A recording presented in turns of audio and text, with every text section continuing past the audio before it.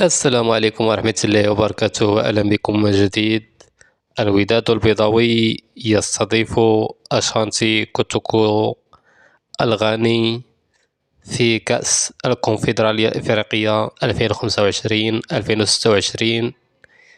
إلى التفاصيل تتجه الأنظار يوم الجمعة المقبل الموافق 24 في شهر 10 2025 إلى مدينة الدار البيضاء المغربية، حيث يستضيف فريق الوداد البيضاوي نظيره أشانتي كوتوكو الغاني في إياب الدور التمهيدي الثاني في كأس الاتحاد الإفريقي.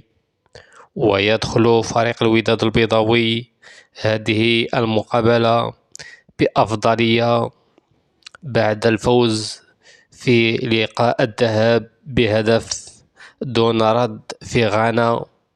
ويحتاج فريق الوداد البيضاوي التركيز وتجنب أي مفاجأة لضمان العبور إلى دور المجموعات. وهذه المرحلة الذي يعتادها فريق الوداد البيضاوي في المسابقات القارية. وستكون جماهير الفريق الأحمر حاضرة لدعم الفريق في مركب محمد الخامس ولتحقيق نتيجة إيجابية والتأهل إلى دور المجموعات.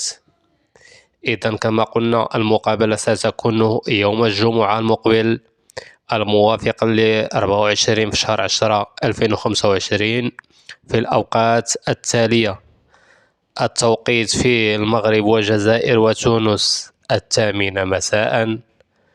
التوقيت في مصر والسعودية وقطر والكويت والعراق 10 مساء. التوقيت في الإمارات 11 مساء. التوقيت في أوروبا فرنسا وإسبانيا وإيطاليا 9 مساء.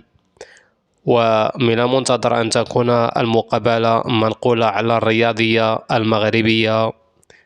هذا كل ما لدينا اليوم، إلى اللقاء.